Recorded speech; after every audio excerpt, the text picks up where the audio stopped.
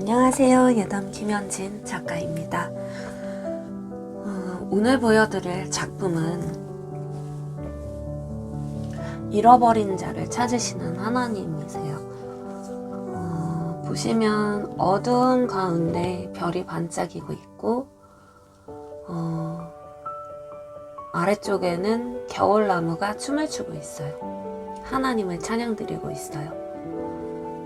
그리고 생명방울이 내려서 이 헐벗은 나무들에게 생명을 주고 있는 모습이에요. 빛으로 채우시고 생명으로 채우시는 모습인데요.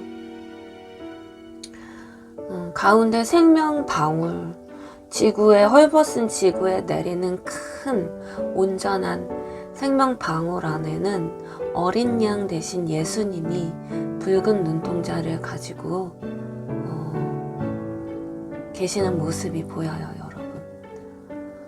생명방울 안에 예수님의 어린 양 대신 예수님이 계신 그 예수님이 이 땅에 생명이 되신 것을 그림으로 표현한 그림인데요. 어떤 어두운 가운데서도 주님이 흘리신 피는 온 세계를 덮고 오늘도 구원할 자를 붉은 눈동자로 찾고 계시는 모습이에요. 어두움이 강하면 강할수록 더 크게 반짝이시면서 그 어두움에서 구원하려고 하나님께서 지키고 계시고요. 낮에만 일하시는 것이 아니라 밤에도 주무시지도 아니하신다고 돼 있어요. 성경 말씀은 주무시지도 아니하시고 그 생명의 물방울을 이 땅에 뿌리시는 그 주님의 일하심을 그림으로 표현한 작품입니다. 예전에 구약시대를 보면은 인간의 죄를 살아있는 양의 생명을 제물로 바쳐서 그 피로 죄를 사함받는 제사를 지냈거든요. 그런데 AD 예수님의 시대라는 라틴어예요.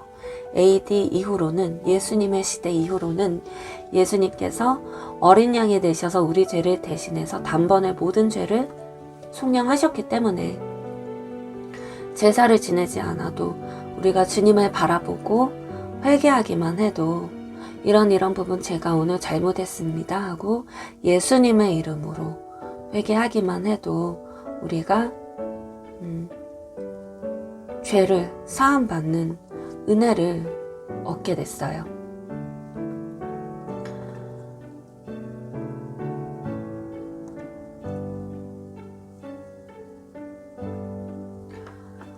그런 은혜를 주신 하나님을 우리는 날마다 찬양 드릴 수밖에 없는데요. 여러분이 만약 신이 되었다고 생각해 보세요. 근데 신은 아니지만 하나님의 입장에서 생각해 보세요. 나를 배반했어요. 내 앞에서 막 가증스러운 죄를 다 지어요. 그래서 내가 도와주고 싶어도 도와줄 수도 없을 만한 상황 가운데 막 있는 그런 사람들이 있어요. 그 사람들을 위해서 내 사랑하는 아들을 십자가에 내줄 수 있을까요? 내줄 수 없어요. 내 사랑하는 아들을 왜 그런 사람들을 위해서 내주겠어요? 예수님은 내주셨어요. 사랑하는 아들을. 왜냐하면 인간을 사랑하시기 때문이에요. 하나님께서 세상을 사랑하사 독생자를 주셨으니 그를 믿는 자마다 구원을 얻고 멸망치 않게 하시려고 그 아들을 주셨거든요. 그 붉은 눈동자를 제가 그림으로 표현했는데요.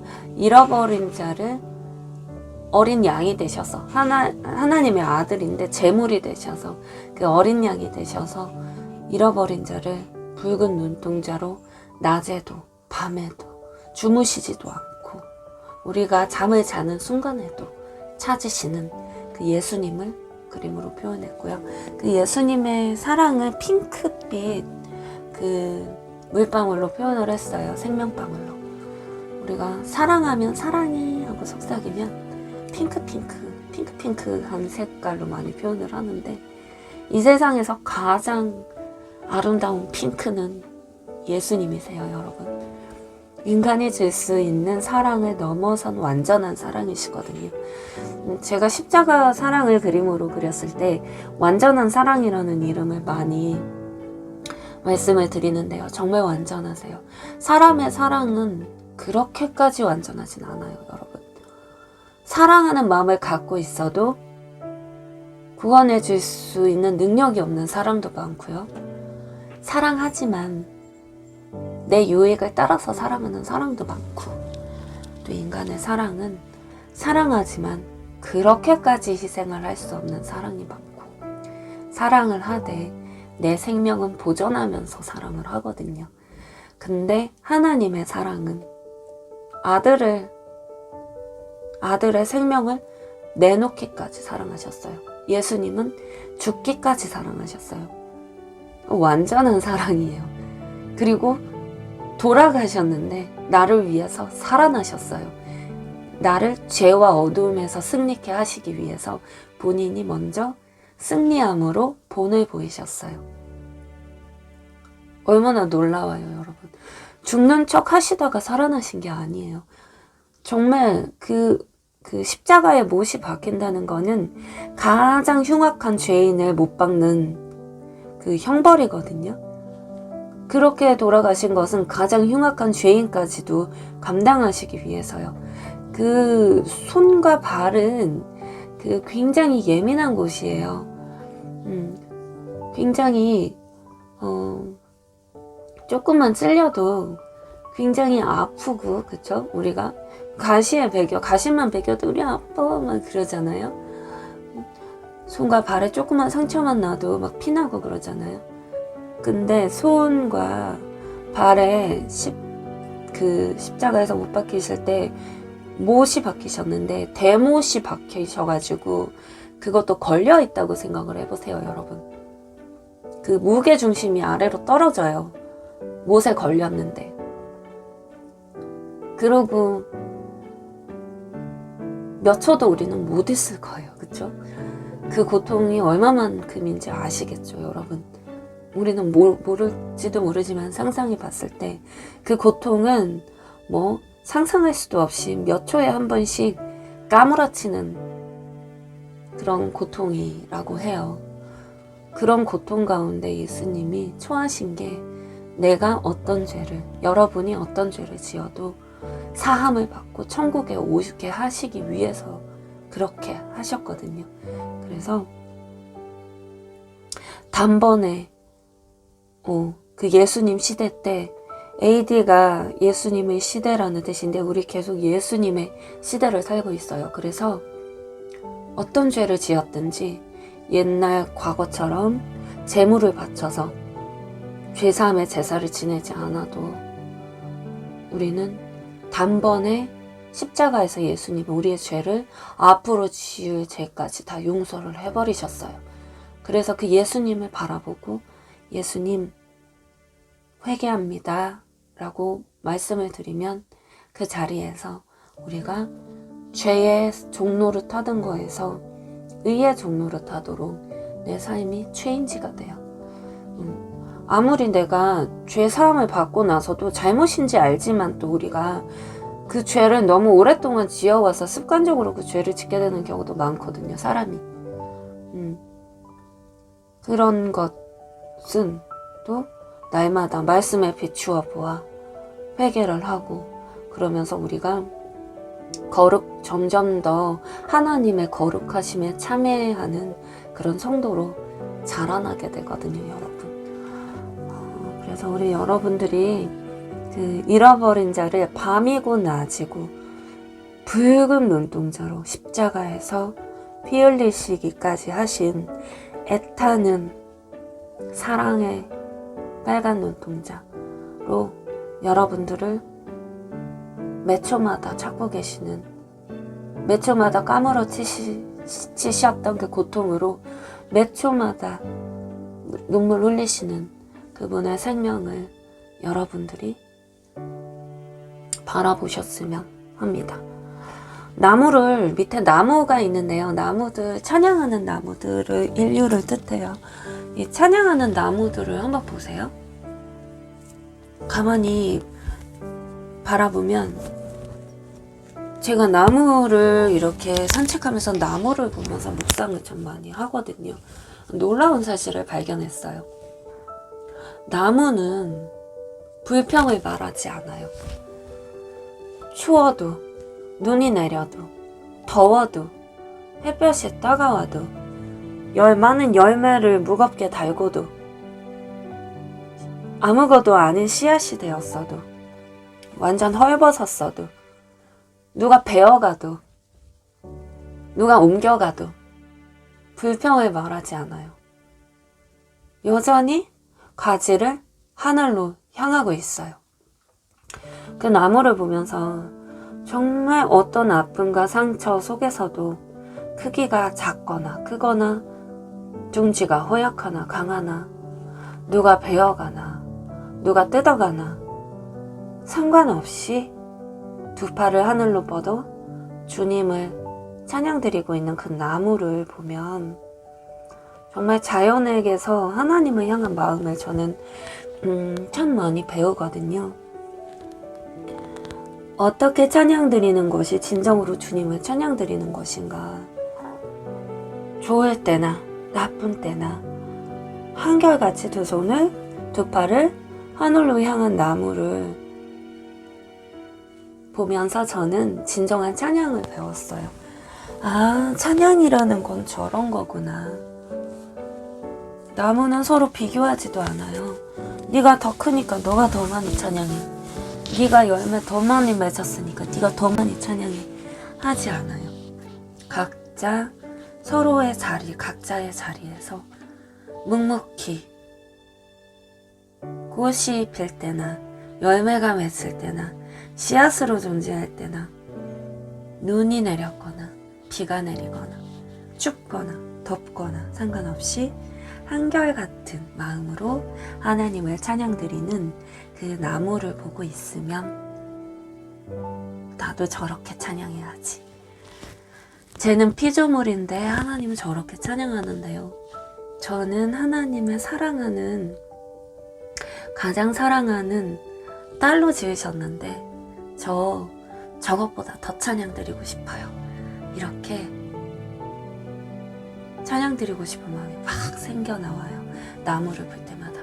목이 아파도 찬양하고 싶고, 안 좋은 일이 있어도 찬양드리고 싶고, 좋은 일이 있어도 찬양드리고 싶고, 좋은 일이 있어도 좋은 일 자체에 몰두해서 막 흥이 나는 게 아니라 좋은 일이 있어도 하나님만 집중해서 하나님만 사랑하고 하나님만 찬양드리고 싶고, 안 좋은 일이 있어도 슬픔에 뿌리를 내리는 것이 아니라 하나님만 찬양드리고 싶은 그 열정을 나무를 통해서 제가 배웠습니다. 여기 보시면 이렇게 나무가 있어요. 아래쪽에 보이시나요? 나무가 있죠. 은빛 나무예요. 빛에 반짝이는 그런 은빛 나무이고요. 이렇게 보시면 별이 반짝여요. 별을 통해서도 참 많이 배우는데요. 어떤 어두운 가운데서도 한결같이 태양빛을 온몸으로 흡수해서 온몸으로 반사해요. 별은요, 여러분, 자기 스스로 빛을 낼 수가 없어요. 별은 태양빛을 흡수해서 그 빛으로 그 빛을 반사하는 그런 빛이거든요, 별빛은. 저도 하나님이 나에게 주신 영광의 빛을 받아 안아서 그 빛을 반사하는 그런 사람이 되고 싶어요. 내 스스로 아름답다 노래하는 것이 아니고, 내 스스로 빛난다 하는 것이 아니라 하나님을 영화롭게 합니다. 하나님이 주신 은혜입니다. 하나님이 주신 사랑입니다. 그렇게 고백할 수밖에 없어요. 하나님 영광 올려드립니다. 그렇게 할 수밖에 없어요. 정말 하나님의 영광이기 때문에. 정말 하나님이 아니면 아무것도 이룰 수 없는 것이 인간이기 때문에. 누군가 많은 재물을 얻었다고 생각해 보세요. 누군가 엄청 많은 학식을 갖췄어요. 하나님이 오늘 너의 생명을 가져가리라 하면 그거는 오늘 그냥 꺼지는 불이에요, 여러분. 무슨 말씀인지 아시죠? 내가 뭔가 가졌다고 자랑할 필요가 없어요, 여러분. 그건 오늘 하나님이 걷어가시면 그냥 끝입니다. 사도 바울이라는 사람이 있는데요. 그 분은 굉장히 많은 학식과 굉장히 많이 배운 사람이고 부도 갖추고 능력도 갖춘 사람이에요. 어느 정도 있는 집안 사람이에요, 말하자면.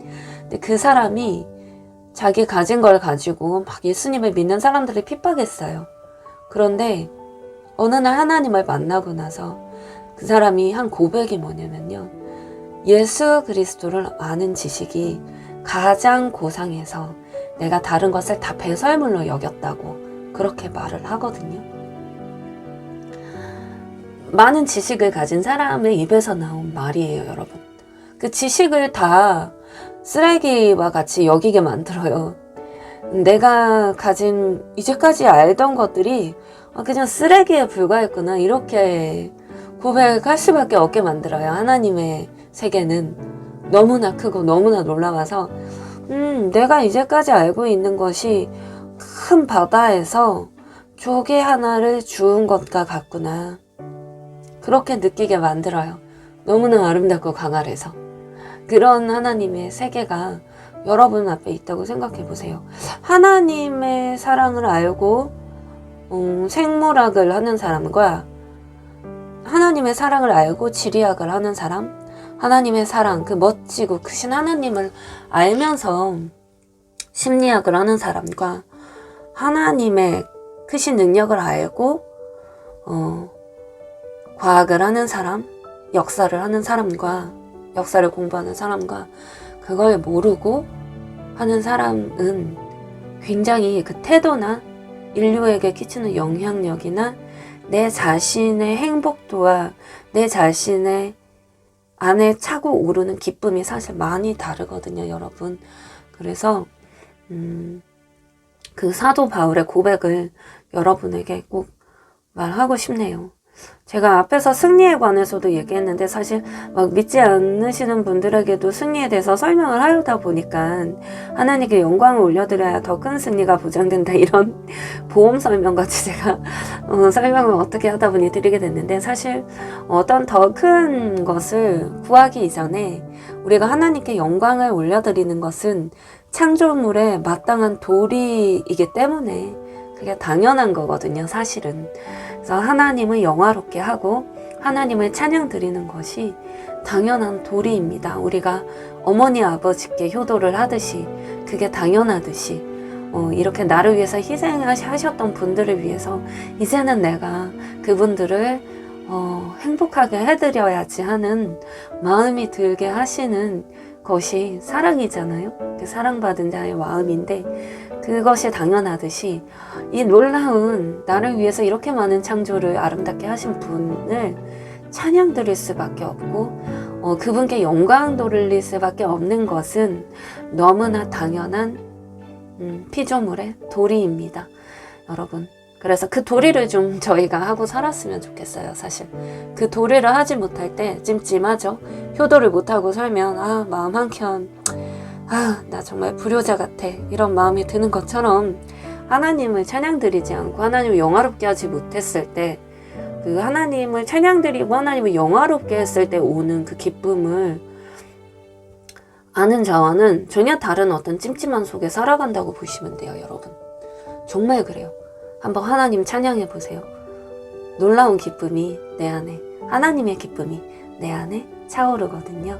그래서 우리 여러분들이 늘 하나님 사랑하고 하나님 찬양드리고 겨울나무처럼 내가 아무것도 없을 때도 하나님 찬양드리는 멋진 여러분과 제 삶이 되었으면 합니다.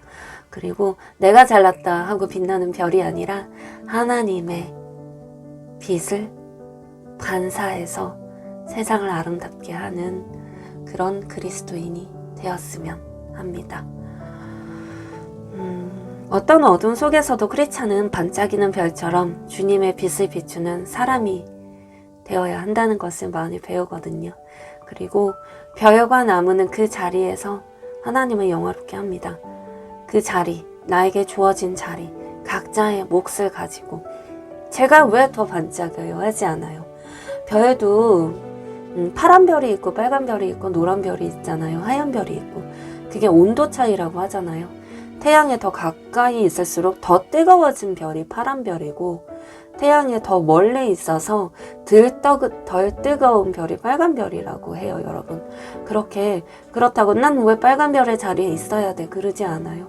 별은 소리 없이 말 없이 각자 자기 자리에서 빨간 빛이 되기도 하고 파란 빛이 되기도 하고 하얀 빛이 되기도 하는데 그 별들의 아름다운 색채가 마치 하모니처럼 우리 지구에서 봤을 때는 너무 아름다운 다양한 색깔의 진하기도 하고 흐리기도 한 별빛의 수를 놓잖아요, 여러분. 그것처럼 하나님이 봤을 때는 각자의 자리에서 각자의 자기만의 몫을 잘 하는 별들이 가장 아름다운 별일 거예요. 저 사람은 노래를 잘해. 저 사람은 그림을 잘 그려. 저 사람은 아이들을 잘 가르쳐. 다 각자의 몫과 각자의 자리가 있거든요, 여러분. 그 자기에게 주어진 자리를 가장 아름답게 최선을 다해서 빛내면서 자라나는 그 한 사람이 이 사회에 가장 중요한 사람이고 주인공이라는 생각이 듭니다. 제가 어느 날 과학자가 더 멋있다고 여겨져서 과학자가 될 수는 없잖아요, 여러분. 그러면 여러분은 제 그림 설명을 못 듣게 되는 거예요, 그죠? 그래서 너무 좋아하실 분이 계실지도 모르겠는데, 그리고 제 그림을 보지 못할 거예요. 여러분, 우리 각자 자리에서 아름답게 오늘도 빛을 비추는 그런 별들이 되기를 바랍니다. 오늘도 행복한 하루 되시고요. 그럼 오늘도 주님의 핑크빛 사랑, 그 사랑으로 만족이, 완전한 사랑이어서 완전히 만족이 돼요. 주님의 사랑은. 더 나은 남자친구 필요 없습니다. 더 나은 남편도 필요가 없어요. 물론 주시면 감사하지만 남편이 더 사랑해주면 너무 감사하죠. 근데 설사 그렇지 않다 하더라도 내가 하나님 사랑으로 만족이 되어서 내가 먼저 사랑하는 그 자리에 그 자리에서 다른 사람 먼저 사랑하고 섬기는, 그래서 더 복 있는 사람들 되시길 바랍니다. 오늘도 그분의 사랑으로 축복드립니다.